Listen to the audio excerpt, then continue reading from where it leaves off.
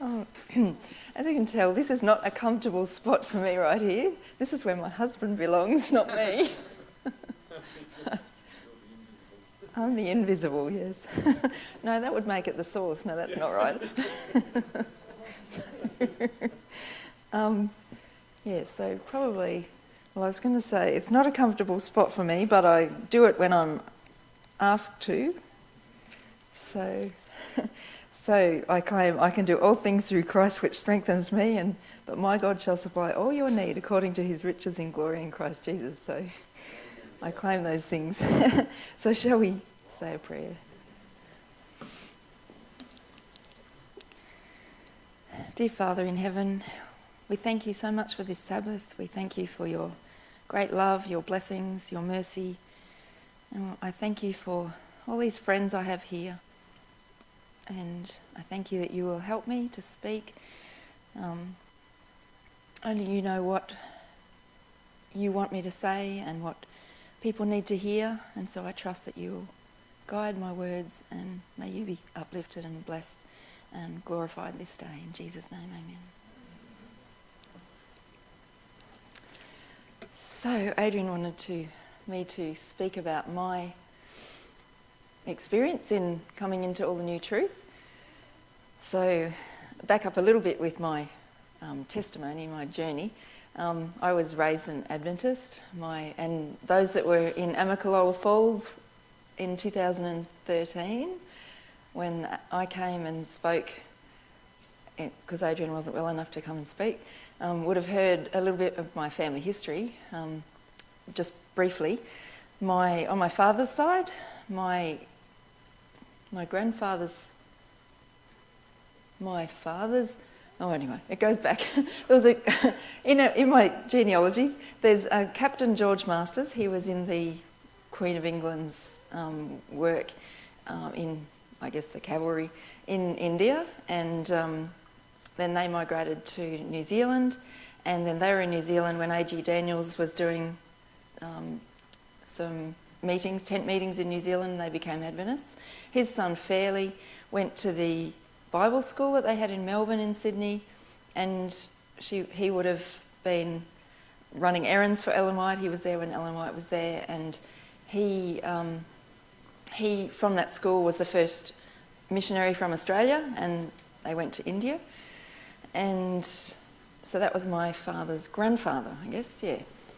And then my grandfather, so my father's father, then became a missionary from Australia to Fiji for the Indians. So he went to India and learnt the Hindi language, and then went to India as a teacher and then a minister.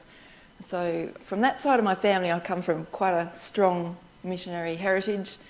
From my mum's side, the other fact about my dad's side, Fairley Masters, who was the one that was in the Bible school, he was one of the young men that, and from my dad's account, he actually saw the angel over Ellen White's tent with the policeman in the first camp meeting that they had in Australia, because there were some rowdy young people that were going to be, or had said that they were going to pull Ellen White's tent down in the middle of the night.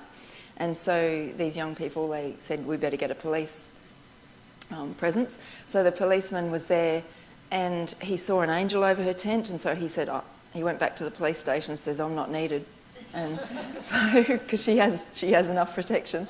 And I believe from what my dad said that my great-great-grandfather saw that angel as well. So from that side of the family, I have a strong heritage of missionaries. And from my mum's side, it was my grandparents that became Adventists when my mum was little. And so I've got quite a strong Adventist heritage, Adventist schooling. I didn't go to Avondale to college because they didn't really have anything that I wanted to do. First of all, I wanted to be a naturopath, like I was saying to Jim. But then I was going, I don't know about all this new agey stuff that's in it. So I went and did physiotherapy. And met Adrian when I was at university. I moved up to Brisbane in Queensland. So, so that's kind of my history. During my childhood, I remember, because my dad was very he was a very talented man, but he was also,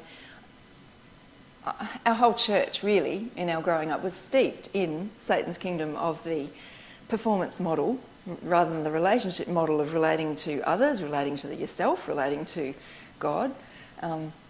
So I remember as a kid knowing God loved me, because it was like my dad. I knew my dad loved me, but he was a quiet man, and so you didn't have a lot of deep and meaningful conversations. But when you did, they were really special. And so I knew my dad loved me, and I knew my Heavenly Father loved me, but he felt distant. And I guess in the performance model, you're comparing yourself with other people, and that clouds your mind from really having a relationship with God. And I remember my dad was really big into photography, and so we'd go out on Sabbath afternoons and we'd be bushwalking, and then we'd have to wait while Dad took really close-up pictures of lots and lots of flowers, and he did awesome photography, but we kind of had to hang around. But so we'd run around but I remember some special times during those afternoons where I just was alone and just looking out into the trees and in my own little way praying, and so I knew that I had a relationship with God. But my mum and my dad both had, in that system where you're getting your value from what you do or who you are or what position you have, my dad was just an electrician. He wasn't one of the division workers. He wasn't one of the hospital surgeons or the anaesthetists or the ministers or the union workers, because we grew up right in Wahroonga, where the division office is, the Sydney Adventist Hospital is, and all that. And so I wasn't one of the in kids, because I wasn't one of the kids that was, their father was the division president or one of the division workers or one of the hospital CEOs or, all that sort of stuff. And I really didn't feel like I fit in. But what was really amazing, my dad passed away last year. And at his funeral, which was at Coorambong, an hour north of Sydney, I was amazed at some of the people that actually came to his funeral from Wahroonga Church, like some of the anaesthetists and some of the doctors, and I'm going, why would they come?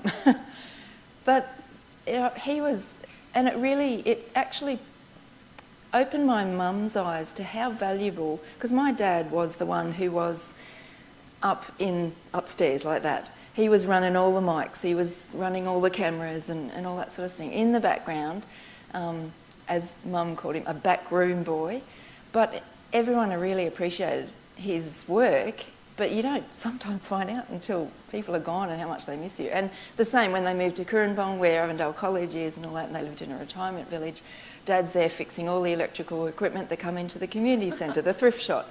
And he's up there running the cameras, and just before he got sick, I've got a photo, the last photo we've got of Dad doing the camera, just before he got sick, before he died. And so right up to the end, he was helping people behind the scenes, and that was just Dad. And everyone loved his photography and his audio visuals he used to make and all that sort of thing. So but I know my dad said to me once, one of these deep and meaningful conversations I had with him, he says, both Mum and I, we kind of struggle with our, self-worth and that, but I've kind of done excellent in my electrical work and excelled in photography and excelled in, the work, and that's how he sort of felt valuable. But, that's all they know. They don't, it's just been new information really coming to what Adrian's been shown about the relationship kingdom. And when the last time I saw my dad, I was able to just have this day where I told him everything that he meant to me and all that, thinking I would see him again, but I didn't. And I just said also, I want you to forgive me for anything I've done through ignorance, through selfishness, or that's hurt you and Mum. And he said, all is forgiven. We can't remember anything. And I thought, thinking about it later, how like God, that all is forgiven, just mercy, don't worry about all that, I've forgiven you, And that was like one of the last memories I have of my dad being like God. And so I know he's resting, he's in safe hands, he's going to be there at the resurrection, which is good.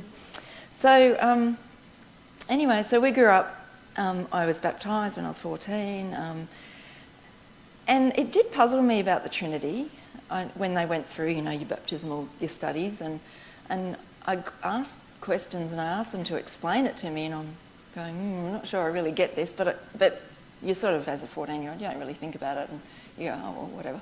And so, but then later on, once we were married, and the year we got married, actually, we had really close friends who we went and sat, we visited them, and we sat with them for 6 hours. They had just learnt the truth about the Father and the Son, that the Trinity was wrong, and we walked away from that going, oh my goodness, these people have gone loopy. And we go, that was back in 1993, and we go, oh, whatever. Anyway, we're not going to worry. And I determined because the lady of the couple, I lived with her for one of the years I was at uni. And so she was a really good friend, and I thought, well, I'm not going to let this get in the way of my friendship, so I determined I'm just never talking about it with her. So for all those years, we never talked about it. And then in 2001, Adrian was sick, and the man of the couple, he gave Adrian some more material to read, and we read some of it, and we go, oh, okay, we can see that actually it is true that the Son was begotten. And then when you think about it, well, that's what we really believed anyway about the Son. I mean, and when we've talked to my parents about the truth about the Father and Son, my mum was saying, well, that's what we were taught. And when I was a kid, I remember them saying the Trinity was Catholic, and so it was wrong. So a lot of the people in the older generation, this is what they believe anyway, but the Trinity has subtly come into the church, and they don't realise that they actually believe differently to the way the wording of the fundamentals is. That's the way it was with my parents. So they were right on board with us when we came to accept it. So anyway, 2001, we kind of accepted the... and as with most things, Adrian's forging ahead, reading all the stuff. I'm too busy with the kids and with Daniel to really do a lot of reading. I read a little bit, I hear him talking, and he's got a loud voice, so whenever he's on the phone, I'm learning because I'm hearing everything he's saying to people. That's how I've learned most things from him. I hear him having Skype calls or phone calls, and I hear him talking to other people. I'm going, oh, I get it.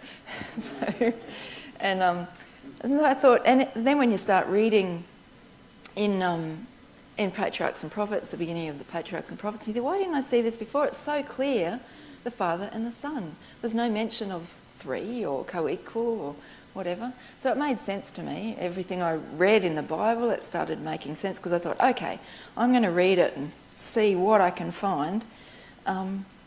Just read it with an open mind, and whether the Trinity or whether Father, Son. But I couldn't understand the Holy Spirit. I really thought that our friends were saying that the Holy Spirit was just a force, and I thought, oh, I can't venture there. That could be, blaspheming the Holy Spirit. So for the next 6 years, we didn't really touch the Holy Spirit issue, and we just sort of were swaying all between, maybe we believe a Trinity, maybe we don't, but we definitely don't believe the way it's worded. We do believe he's begotten. And I remember when, back in 1984, I think it was, I was reading in Jones and Wagner, and he said something about being brought forth from the Father, and I thought, well, that doesn't make sense. Yeah, anyway, it's been stuck in my mind that at some point he was brought forth, and I thought, well, Jones and Wagner were right, so anyway, so that stuck in my mind all that time, and I could never anchor it to anything. But anyway, then back in 2006-07, Adrian got sick again, and we were staying. We sold our house, and we lived in you call it a trailer, we call it a caravan, in a 24-foot caravan, and it was nice and cosy, us and the boys. And we stayed for 8 months with some friends of ours, and we didn't know that they had started to believe. They'd been reading materials from Nada and Imad and the other group that they used to be part of. And they gave us a lot more material to read, and Adrian was devouring it, and I was reading little bits. And yeah, I guess we could come to grips with that. They were saying that the Holy Spirit was a force. It was like the omnipresence of the Father and Son. So I guess we accept this. We can believe the same as our friends now. But I remember one night there, because we were out there, they had 12 acres, and we were out there with our caravan and just looking up at the stars when we've come to believe this and think, wow, he really is a father. The Father really is a father. And it just made him feel so much closer. I just really remember that moment. That was special. And and then, so that was really that. And then we had a lot of conflict, especially previous colleagues, previous mentor. For Adrian, we had a lot of conflict. People saying all sorts of things about Adrian and around the traps. And a certain thing that happens is when you believe something new that's very different than what the mainstream believes, you start losing friends. And I guess for me, I mean, it is hurtful, but the Lord prepared me for that, in that because of Daniel having these special needs, and then also becoming, because when we first were amongst our friends in Sydney, when we first got married, he wasn't a minister, he was management accountant, and we were just part of the youth group, and there's lots of couples, and we were all, gradually getting married and then gradually having our kids and all that. And we found when he became the minister, came back to the same church as the assistant minister after doing his 2 years at Avondale, we started like, there's a distance now, you're the minister and you don't get invited to everything, and so you feel it. You feel a little bit of like that, they put you up in a separate category and you don't get invited to all the social things. But then with the special needs we were dealing with, that really consumed my time and my focus, and also that meant another form of distance from friends, because even if you are invited to a social setting, it might be a social setting that wasn't appropriate, that I could take a special needs kid, or it would be too hard because of various reasons. And so we started, I guess, being more isolated because of, or at least I was more isolated because of the needs that were consuming me. And so in a sense, all of that prepared me that I'm just so used to being just in my own little world, in the invisible world, and you're not part of what's happening anyway. So that when we started losing friends and losing our social contacts and all that because of believing what we now believed, I was kind of already isolated. So I was already isolated, so what's new? So that really helped me. I know Adrian felt it probably more because he wasn't quite as isolated, because he'd be going out and doing a lot more things. But in a sense, from my perspective coming into it, I didn't really feel the isolation because I'd already been there, done that. I mean, in terms of because of special needs, and also that brought a lot of those things bring resentment. And there was one time, it was in 2010, that I remember feeling really a lot of resentment for just life in general, because of the special needs, because of Adrian's health here and there, and it's really interesting when you come to a realisation of what's really in your heart, because the Lord showed me the logical progression. Resentment means you don't like the way I've done things, which means you're angry at me, which means you hate me. And to get that pointed out, that I really hate God and hate the way he's done things with me, it's kind of like pulls you up in you and you go, ooh. But acknowledging that and going, okay, well, that's really where I'm at, and asking the Lord to forgive me for that, it's good. It's a good process. I guess it's a ministration of death. So it's a good process to recognise what's really in your heart. And, when you think about, growing up in Wurrunga Adventist Church, where all the high-flying people are with all their high-flying clothes and their whatever, and you're brought up in a very conservative home, and people start wearing jewellery and makeup, and you go, and, you learn a critical mindset, and you realise that very critical of other people, and realise the thought patterns, and realise that there's nothing really good in my head.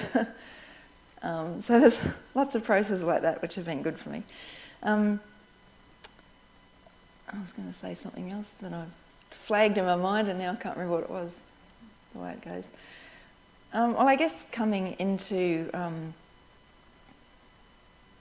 I remember around the time 2009-10, we were having a lot of trouble because of a health issue that Daniel was having that caused a lot of negative behaviour. And I remember we had a really, really difficult zone where life, it would have been good that if that was it, I wouldn't have mattered. If that was it about life. I even actually felt that a lot during that zone when we were just coming to know about the father and son when we were living on our friend's property. I remember jumping on the trampoline with Daniel, trying to get all these supplements into him, and there's just stuff that was happening with him that was difficult, and it was like, you know what, I'm not about to commit suicide, but you know what, if you just killed me now, it wouldn't really matter. And yeah, I've had enough. So I remember feeling that a lot during those times, and I guess that's the Lord bringing that truth to us, that he really is a father. It was good, it was comforting, because he you know, that closeness, I knew he loved me, but that distance got closer. So that was really good. And then during the time when we had the really difficult health challenges, and we had our very first so-called camp meeting, when Adrian called this camp meeting for Port Macquarie, and Gary and Carolyn came over, and also Terry Hill came over, and another one of our friends, Corey McCain. And was that all that came from overseas? Yeah, I think so. And we had this lovely time, although it was challenging with health issues. But in going back to where we were living, because we'd moved way out country to try and get a climate that might be suited for us, and during that time that was really, really hard, it made us really have to clean out our house, because the challenges we were having were going, are we allowing Satan any access to our home? And so in a sense it was really, really tough time, and we could have thankfully just go, this is enough, we're sick of life, you can end it now, that'll be fine. But it made us go, okay, what books have we got? We got rid of any books that we had evolution, we got rid of any music that we don't know whether it's, you know, the spirit of Satan was behind some of the music, even if it sounded good. We got rid of even, I don't know if you're familiar here, it's a British production, David Attenborough, who is he's in the, like Britain, Australia, countries like that, he is the man who's ever done any things of the natural world. Like, he's got one called Planet Earth. He gets an amazing footage of animals and creatures, and incredible documentaries about the earth, but full of evolution. And a lot of it also we've come to realise he really focuses on mating with animals, and somewhere where they're cruel to each other, and you know, like the whale that grabs the seal and tosses it around, and there's a lot of focus on the negative. So anyway, we got rid of all of his stuff, even though there's some beautiful stuff you can look at on there. Any videos, computer games, all sorts of things. It was a real zone of just cleansing. Even some Christian music that sounds absolutely beautiful, that's produced by a certain faction of the Adventist church that we were listening to, and we had an incident where we were having difficulties in our relationship and just communicating, and then something happened, and Adrian was standing in front of the gas cooker, and his jacket just caught on fire. And we go, what's going on here? We go, we've been listening to this music. So we got rid of that music. Anyway, so it was good. It was like, when you look back on many situations that are really, really hard, you can look back and think, well, that was actually good for me, good for us, because it helps us to divorce ourselves from anything that we wanted in the world. And we've got nothing that's holding us here. We need to have all our focus on the Lord. And so, there's been times like that. Now when we come into, anyway, we got over those health challenges because we found out there was a parasite infection that was causing massive headaches for Daniel. He had no idea, he couldn't communicate that it would have been like a thumping migraine headache for 2 years straight, and that's why he was lashing out. And so we got on top of that, and then Gary and Carolyn us, we had our first trip away from our boys. We came and had a trip over here. Adrian did some speaking at Amicalola Falls, and we had a nice little road trip with the heritage sites in 2011. So that was really good. And now moving forward to some of the other truths, but I've now remembered what I was going to say before. Well, now I've forgotten again. How does that happen? No, now I remember, yeah. Before I move on to accepting future truths, way back when I first had the boys, and it was net 98, Michael was really little. I had just given birth to Daniel, so he was only a few months old. And becoming a minister's wife, you really used to being part of everything that's happening. And, you know, when you're in a happening church, you have lots of evangelistic programs. And then when you have children, like Amanda would know, when you have children, you're sort of a bit stuck at home a bit more. And you don't want to be stuck at home. You want to be part of the action. You want to be part of what's happening. And so I thought, righto, we can do this. Someone offered to help me look after Michael. He could sleep on the floor while we had all these evening, about 5 nights a week, evening programs with Doug Batchelor's satellite program. And Daniel can be in the carry pouch on the front, and I can have him sleeping. And so I can still do this. We can be part of this. And well, within a few nights, Michael wouldn't sleep. He was wide-eyed. He wanted to be part of the action too. And so we'd get home in the day, and he'd got to this point where he was literally banging his head on the floor because he was so tired. And I go, okay, I guess I'll have to stay home, and I'll have to miss out. And this missing out, I'm missing out, was a theme in my self-pity, the things the Lord revealed to me later on. And that was hard. And I was saying, Amanda, you would relate to all this because you sort of you want to be part of the action, you want to be at every meeting, but you've got these responsibilities of these precious little people that you've got to look after, and you can't be there, and you feel like you're missing out. And then you think, oh, I'll watch it later on video. Well, you don't get time to watch it later on video.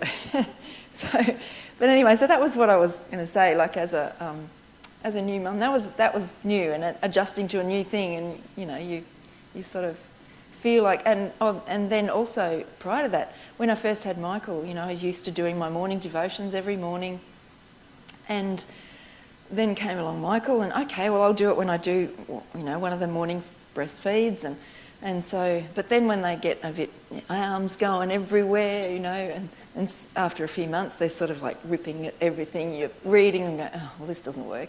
And so I found that I really wasn't having much morning devotions because I couldn't, you're tired, and because Michael at first had his body clock completely the wrong way, which is probably why he has his body clock completely the wrong way now as a teenager. But anyway, so there was one point I remember when we had a friend staying with Adrian who was helping with ministry, and they would always be, chatting and studying and praying together, and I just felt like, well, you know what, maybe I'm not even a Christian. I hardly get time to read my Bible. I pray and whatever. And I remember once going to this mothers group and then being at a shopping centre, and I just thought, I just mustn't even be a Christian. And I just, maybe there was a bit of postnatal depression and stuff there as well. And I remember then a little bit later than that, I asked the Lord something in prayer, and it got answered, and I thought, He still answered my prayer. It must be okay. You must be able to still be a Christian without doing that religious hour of, Bible study in the morning. You know what I mean? It was all a performance thing, and works-based. Because I remember when I was at university, and you religiously do your hour and in the morning, and then, oh, did I really get anything out of that? No. Oh, the performance mindset that we used to be in. It's sad, isn't it? But that's my experience. So, and I remember distinctly having that, wow, the Lord answered my prayer. I must still be okay. I must still have a relationship with Him. So that was some of the earlier battles and things. And I need to give Amanda a hug. she's resonating with this. So, yeah, some of the earlier things. But now moving on into accepting some of the things like the feasts and things like that. I came over in 2013 because Adrian wasn't well, and I did these 3 presentations that I again wasn't really comfortable doing, but I'll do when I'm asked to do it. I don't covet this position. But and then John Vandenberg had come over and was doing a few meetings, and then we went back to Gary's house and found out that it was Pentecost, and they were having a meeting in Pentecost, and I'm going, they're keeping the feast. Ah! I rang him up and said, I think they're keeping the feast. What? And you know, I remember these discussions, Nada and Imada there, and David Barron was there. That's the only time I've met David Barron, and some of the others. I don't think Christian was there. I don't think he was on the scene then. But Nada and Imad were having these conversations out on the balcony, and we had, no, it's not right, and it was really fascinating. But anyway, then I come home, and Adrian has these conversations with Frank that used to be here working, and robust discussions with Frank back and forth about it all. And so eventually Adrian decided, when you had the Tabernacles camp meeting here, he said, okay, well, I'll taste and see. I'll come and I'll experience one and see for myself what this is all about. After a lot of study. Oh yes, he did a lot of study in the meantime. And then, yeah. So, and I didn't have the opportunity to do any of that study, so I'm just watching from the periphery of all this new learning. And so he goes over there, and I can see, because I'm watching all the live stream, I can tap into without staying up too late at night, and I could see that they've really been blessed, especially those first week meetings you had on the weekend prior to in your home, not in here, and the spirit that was, sorry? Down in Jasper. Oh, you didn't have it in here in 2013? Oh, okay, I thought you did. Oh, 2014. Okay, so that's why the meetings were in, the first weekend were in, okay. And just the spirit that was there, and I could see the powerful messages. I thought from an observation, there was something to the, like for instance, I mean, I know Adrian's preaching, but I could see there was an extra edge on his preaching that had more power during that time period. And I noticed it again in 2014 when he was at the meetings here. And also, where else did you, Florida? You had meetings at Florida. Was that Tabernacles, that Passover? Day of Atonement, because you had some meetings there, and I thought, I've never heard him preach like this before. Just telling them all my secrets. Oh. Well, that's what I'm here for. To tell the secrets. Incredible witness. Amen. So I'm looking from Australia, but in my mind, I'm thinking, I haven't studied it. I'm not sure about this feast thing, and I haven't got time to study it, and so I'm going. So I really, really didn't do a lot of study about the feasts, and so even he comes back from all the ones 2013, 2014, and I'm not really that sure about it. And then we have 2015. We had some meetings in our local group for. You did a Bible training program. That's where Yuta came over, and you did. Was it Pentecost? You had some did Tabernacles, sort of just by having some evening meetings at someone's home, and even then I was thinking, well, I don't know, I'm not sure that I really believe in the feast or whatever. But it sort of makes sense, and from what he was saying, but I haven't studied it myself. But then when we had our first meeting where we came aside on our friend Craig's property and had a Passover, and I'm thinking, well, just the experience of all being there together, we're all in one accord, we're having wonderful meetings like Craig and Reuben and our other friends, Gavin and Eddie, and all the meetings and Adrian's meetings, and it was just, wow, all this new truth, and we're all fellowshipping together. I thought, why wouldn't you not want to be at a feast? And for me, it was like the experience. This makes sense, even not from studying. I mean, I get enough, in a sense, without really personally studying, because as Adrian's, sometimes I've been a bit upset about things. I'm thinking, well, I haven't got time to study it out. You say you've got to study it out for yourself. Well, I haven't got time to study it out for myself. But he says, well, that's what I do for you. I can glean through I'm the channel. He's the source on the channel. I can glean from his study. And I figure that's kind of what, like with the manna back in the Old Testament, like some people gathered little, some people gathered much, but everyone had enough.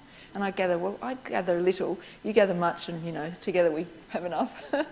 So anyway, I just felt like, well, it all makes sense from what I have read, what I have heard from everyone's presentations, and now what I've experienced.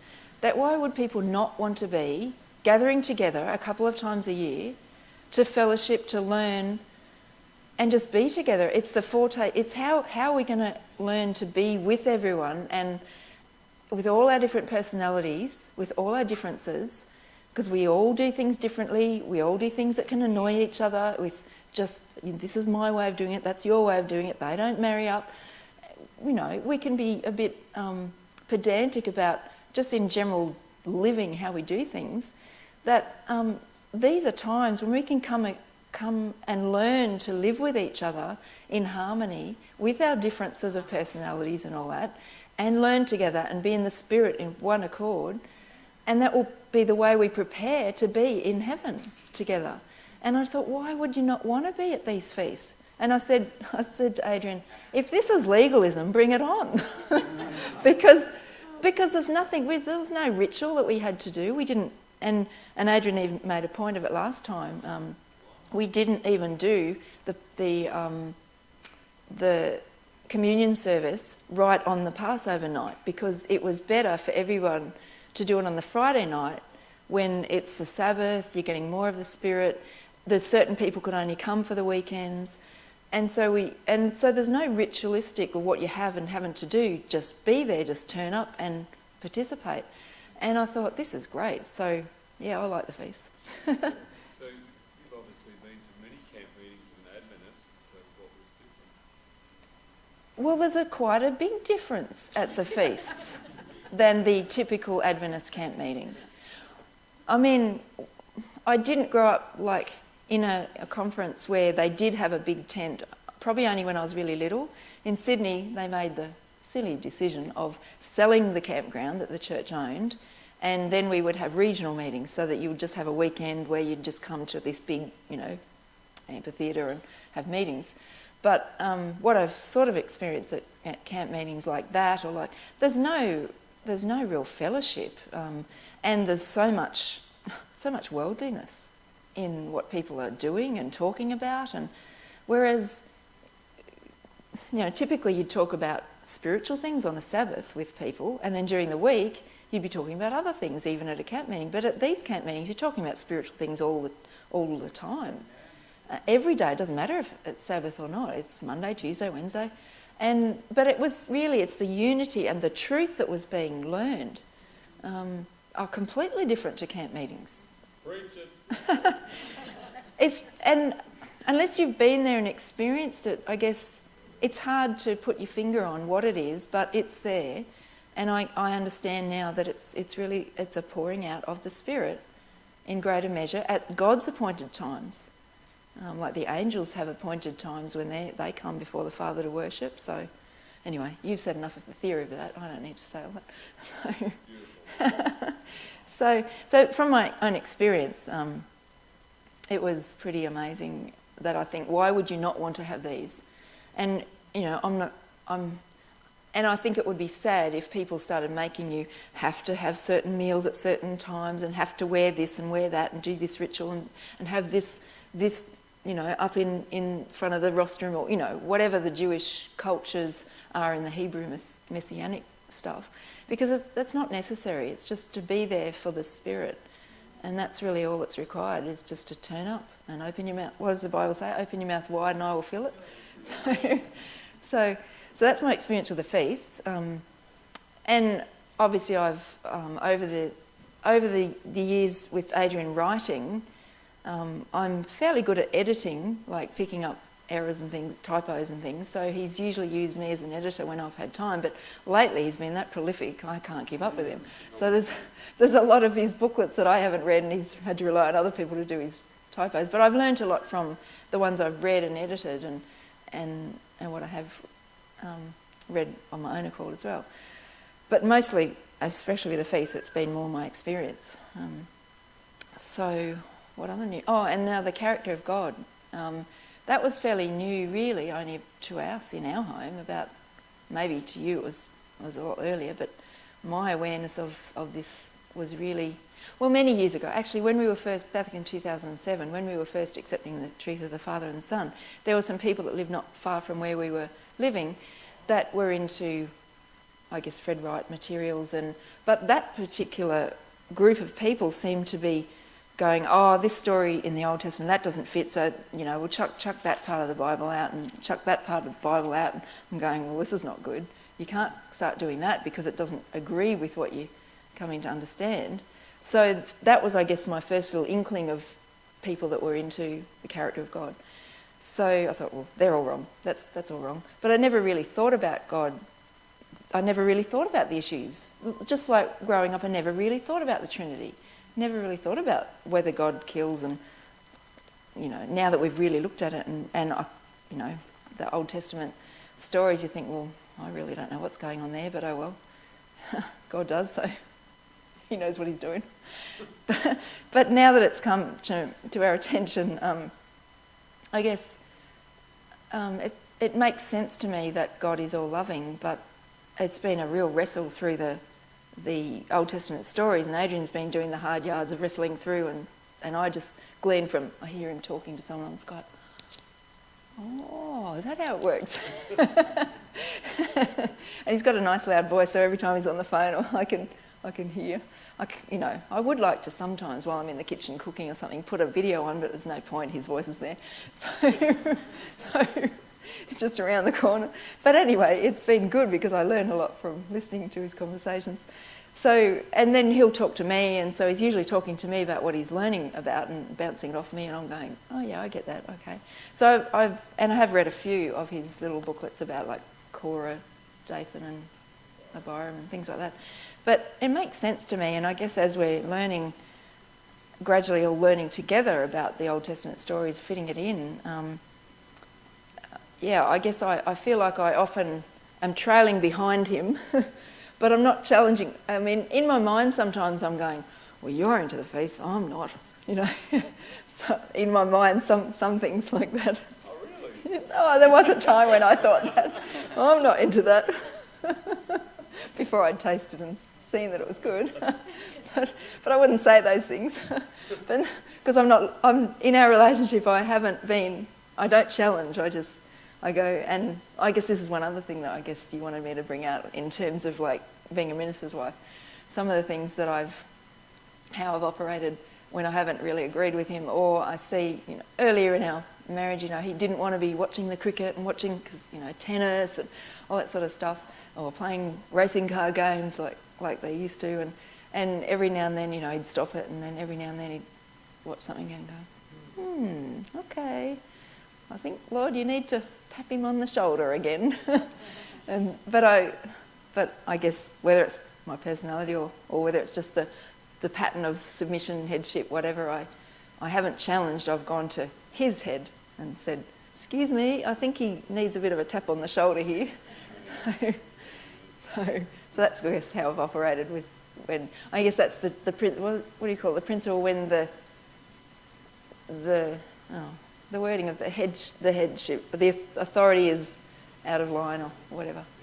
Yeah, that stuff. So I guess that's how I've operated, is just praying that the Lord will show him what's right and what's wrong, and he will fix the problem, rather than me going, So so, yes, because that doesn't achieve anything anyway, because then you're just at loggerheads with each other and then you're feeling, it doesn't help to be, you don't want to cause a fight. So anyway, so with the character of God, I guess I've just gone, I don't know about some of these things, but I guess as more and more truth, and it's not just what the Lord's teaching Adrian, what the Lord's teaching Reuben, and some of the things that the Lord has taught Craig Jones about the death, corporate nature of Jesus is, when Jesus died on the cross, that was death, and that's the first death, and then the second death, and all the other deaths are sleep. And just how that puts other things in perspective, it's just been amazing. So I've just really been enjoying all the new truths as they've come along, and trailing behind and watching and observing, and I don't get a lot of time. I still don't get a lot of time to do a lot of personal devotions. I do a lot more praying on my feet than I do on my knees.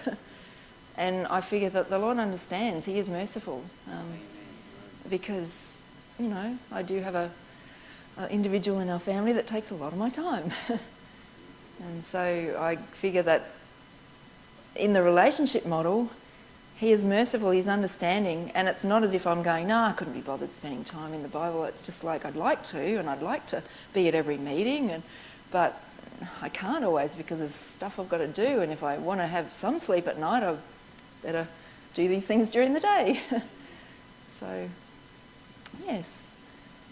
So is there anything else that I should have covered in what I just said?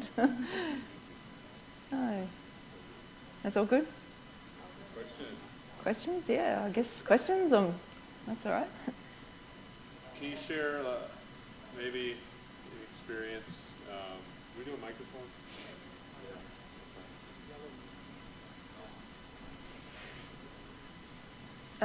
There's one at the back. Oh, there's one here.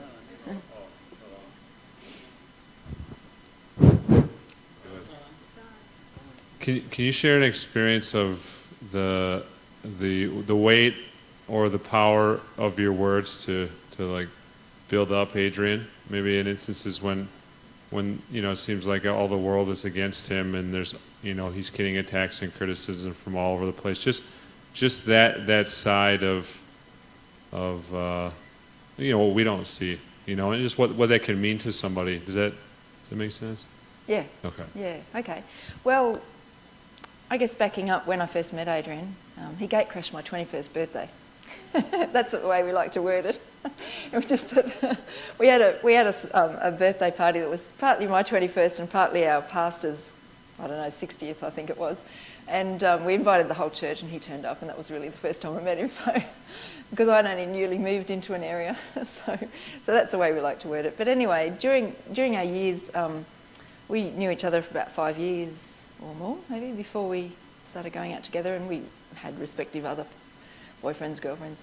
And during that time, I always, because he knew his Bible so much, and he could speak well and sing and all that, and I guess I started my relationship with him even before we were going out together. I really respected him as just the man that he was.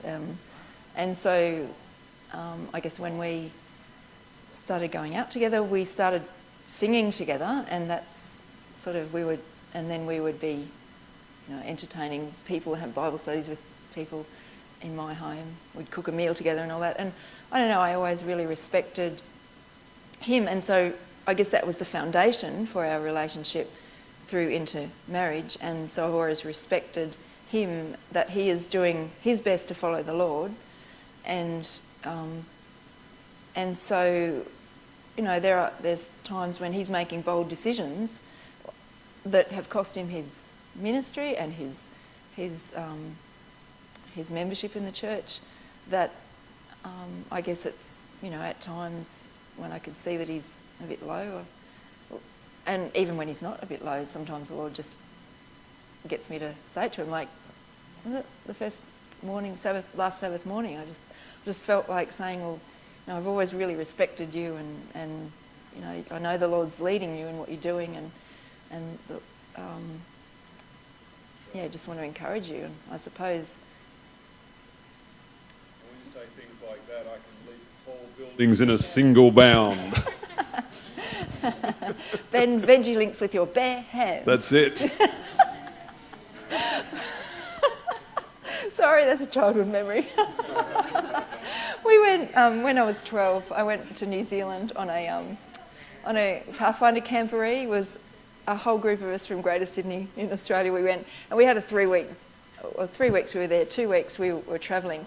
And one of our Pathfinder directors, Trafford Fisher, lovely man, he was super Traff, and we, the Superman song, we all changed it. Well, some of the older guys, they changed it to, and one of the lines was, and can bend veggie links in his bare hands. Childhood memory. Some of the challenges you've had with Daniel, how can you explain, how did you imagine, I can't imagine, I mean, how do you handle it? How have you had support for that kind of thing? Because it must have been a big challenge. And I'm sure a blessing involved in it somewhere. Oh, yeah, there's lots of blessings, but how do I handle it? Well, a lot of it is just take it to the Lord and trust that He knows what He's doing.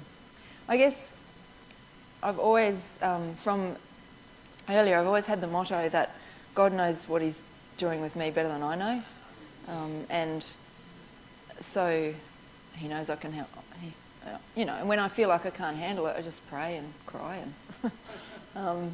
and ask for help. But I mean, we have had on and off. We've had respite help. I mean, there was one time way back when the boys were little, and I was running Michael to a school that direction, and then I had to go that direction with Daniel, and he was only there 2.5 hours before I'd have to go back and get him, and then I'd have to get Michael, and both boys weren't sleeping well at night, and I was living on about 3-5 hours sleep a night, and I was just going, I'm so depressed. I wake up and I'm going, I don't want to do today. It'll be just like yesterday. And I rang up someone who was in the conference that I knew was a counsellor. I thought, maybe I'm getting what they call depression. So I rang up this lady and I said, I think I need some counselling. I think I'm getting depressed. And she says, you're coming to the women's retreat. And well, I've never had a break like that. And I said, well, I'd like to. And if I'd known how unwell Adrian was that weekend, I wouldn't have gone. But anyway, so I went to the women's retreat and we had a talk, and it was just for the first time I'm going, I can sit in a meeting and not have to go, I better run outside with him. And just have adult talk, and it was just a really, really good weekend. I sat on the bed at the end of that week, and I did have a talk to the counsellor, and she says, look, I just think you're tired. And I go, yeah, I think I am. And I sat on the bed at the end. I've got to drive home now. I don't want to go home. I wanted to stay there. But anyway, I got back and I just thought, I'm not depressed. That's all I needed. I just needed a break. And so that's when we started getting some government-paid respite. And once a week we'd have someone come in and we'd go out and they would look after Daniel at home and that sort of thing. What I do now is from over the last couple of years, I've recognised I need to just get away from the whole family, have a break by myself, just to recharge my batteries, where I don't have any responsibilities. And typically the last couple of years I've been going and staying with my mum, and my mum and dad, and then my mum, because she's sort of needed a bit of company since Dad passed away. And it's just been the best thing. I had a break for 5 days just before we came over here, and it was wonderful. I had 10 hours sleep the first night and 9 hours sleep every other night. It was awesome. And just no responsibilities, just hanging out with my mum, just doing stuff with her. And that's how I recharge my batteries now. And then, righto, get back into it, I can do this. Yeah. So if that answers kind of what you were... I mean, looking from the outside in, a lot of people say, I don't know how you do what you do. And I think, if I was looking from the outside in, I don't know how I do what I do either. But I do it. You're in it. You love your child. You just do it. The Lord gives you the strength and the help you need. And, I cry and I get upset at times. But, you pick yourself up and with the Lord and keep going. Yeah. What are the blessings? Yeah, explain a blessing and Well, overcome challenge of blessing. Well, the first blessing, recognising how evil I am in here, like how much resentment and self-pity and all that sort of stuff I had in my heart. And it got me to realise that I think my situation's really bad. But then you see some other parents that have got kids that are in wheelchairs and tube feeding and catheters, and you're going, oh, he can walk around, I don't have to carry him anywhere. I mean, there's always someone worse off. That's one thing I learned. There's always there's always plenty of people better off, there's always people worse off. And I also, I guess, am thankful for the marriage I have, the family we have a stable, we don't have fighting and all that sort of thing, and that helps to keep on this, because we're on the same page with our parenting. So, you know, the blessings of how else would I have known what was in me? Because when I was a kid growing up, and you'd hear all these wonderful testimonies of people who'd been out in drugs and alcohol and they'd come back to the Lord, and you kind of think, well, oh, I don't have a testimony. But because you've never left the church, I was always the one wanted to be a good girl, wanted to do the right thing. So what testimony do I have? But all of that is a performance mindset. Like Adrian was saying, we need to come to know the Lord, just not know about the Lord. You can have a testimony like that where you've given up drugs and alcohol and still only know about the Lord and still be performing now a new set of things that you do instead. And I guess that's one of the things the Character of God message has helped me to understand. God is closer, and that I can have a relationship with God, just not know about God. So I guess the blessings of knowing what's in here that I needed to confess, and so how, you know, what a rotten heart and mind we all have, that's been a blessing. The blessing of clearing out our house of anything that could allow the devil in, that's been a necessity because of times we've been through, because he's such a canary in the cage. That's been a blessing. But also just the fact that, you know, little things. When we were having speech therapy one day, the speech therapist, we did that for 9 years, and the speech therapist taught us it's a technique called facilitated communication, where someone who has motor problems, it's like the language is all here, but to get it out through the mouth or writing, it just doesn't happen. That's dyspraxia, they call it. And she taught us how to help Daniel by just giving him a bit of proprioception, touch, feeling sort of sense, so his sense is where his arm is, and he can type one finger, and he typed out to her this beautiful little poems. I thank God every day for all the fun I have. I thank God for this, that and the other. And he typed out that I thank, when I hear his voice, I'm in prayer. I'm going, oh, he has in whatever capacity the Lord speaks to him, he speaks to the Lord. He has a relationship, and that's been beautiful. And to hear him singing and loving spiritual meetings and getting so happy, I mean, you know, you wouldn't want it any other way, in a certain way, because who knows, if it wasn't like that, would he be out in the world doing whatever? He's safe in the Lord's hands. So all that is a reward, you know. And through some really hard times, remember 2010, there's a few sections in the back of the last chapter of the 9th testimonies, and I've got them coloured in bright green. And also Steps to Christ. I lived through that book.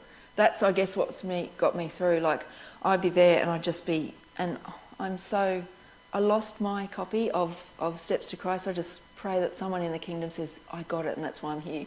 Because I had it all colour marked everywhere, these beautiful passages that really spoke to me, and I just cling onto those promises when I've got nothing left. During that time, that in 2010, 11, we were going through that really hard time. Because I was looking, I knew that there was a promise that the Lord said, when we get to heaven, we will look back, and the darkest periods, we will know that he ordered them, and we would not want it any other way, was the wording. And I went looking, and there's a couple of really wonderful paragraphs in that very last chapter of 9th Testimonies, and they say that, and it says that infinite love ordered those experiences.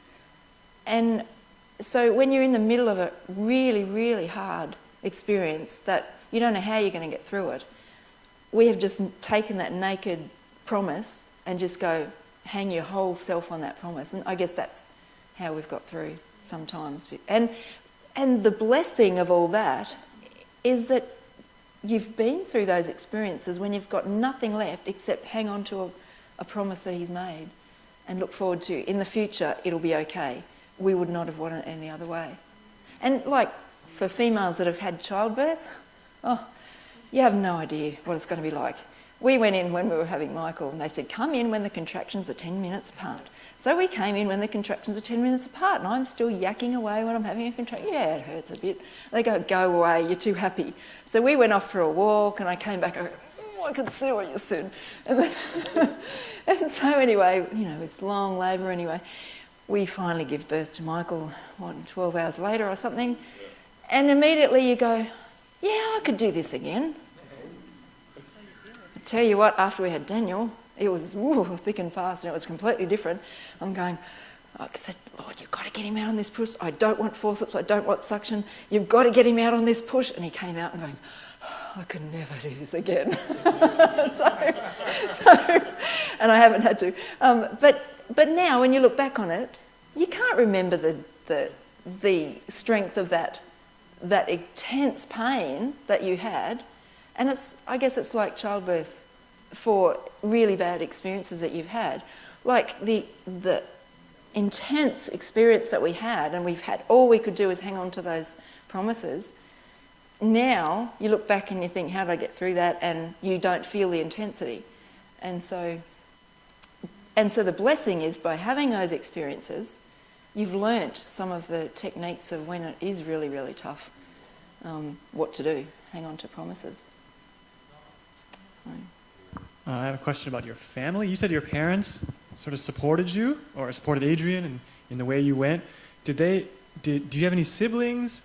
And how did and also did your parents did they have trouble too regarding with the church? Well, my sister, she went out of the Adventist church for a while, just into the world, and then she met a guy and was going out with him, and that was in the Worldwide Church of God. So she's had some experience in keeping the feasts and that sort of experience with that church. Then that church completely disintegrated, and she came back to the Adventist church when she had children, and you go, oh, how am I going to bring up my kids? Well, she came back to the church. And so she sort of had a little bit of exposure to that, and she said the best time was the tabernacles. When they'd go somewhere, they'd be all together. Even in that Worldwide Church of God, she loved tabernacles. She hasn't come to any of our camps, but that's probably not so much she's not against it, it's just her family circumstances. My mum and dad, we really didn't, push too much on the feasts. Mum almost came to our camp this year, but she's in the stage of grief. She kind of go, oh, I think I'd rather be alone. So she didn't come. She almost came to our Passover. But Mum and Dad were on board because with the non-Trinity, the father and son, because they sort of, that's sort of what they believed anyway. And Dad, my dad, he really respected Adrian just for what he had gone through with the church, what the church had done, and how he maintained his composure and his Christian spirit in the face of all that. That really spoke volumes to my dad. And he made this comment once. He said, if anyone's a Christian that I can see, it's Adrian. And so Adrian on Sabbath, he wears my dad's shoes that were given to him after my dad passed away. So, yeah. Sweet. You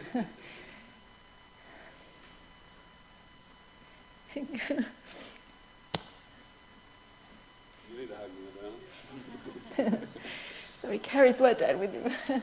That missionary spirit has come through to him, from my father's line. Because my brother, he left the church when he was 16 and is not anywhere near the shadows of a church. And then Adrian's family, his mum's always been right up on board, although she keeps saying things like, oh, not another new thing. But she reads and she comes through with it, and then your dad's been a bit more reticent, but he's getting there. And your sister, well, she's got lots of troubles, so she's got enough to worry about without getting into controversial things. So she respects her brother, but she's sort of, walking a long way in the distance. But no, they're all in support in a way. Yeah. So, thank you, darling. You good? Yeah, I'm okay. Well, you can stay here. Much more comfortable with him here. Any other questions? We've probably gone over time now anyway. No? Good? Have a prayer. Yeah. Do you want to pray to close? I'd love to. Let's... Oh. Okay.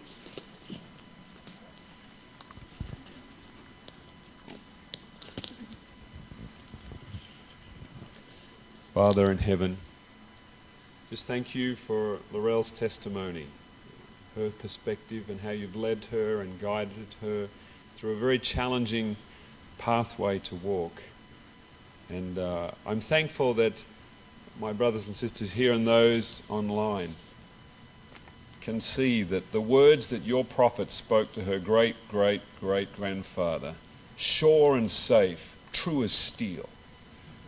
And we thank you, I thank you personally for that characteristic coming through, that she could hang on and walk this path to do the work that you've called us to do. And I thank you in Jesus' name. Amen. Yeah, we didn't mention that part, did we? That's why I mentioned it. That we went looking to see if there was anything in Ellen White's writings about my great-great-grandfather, and there was. She just makes this one statement that Captain George was true as steel. That's amazing. So she wrote about him.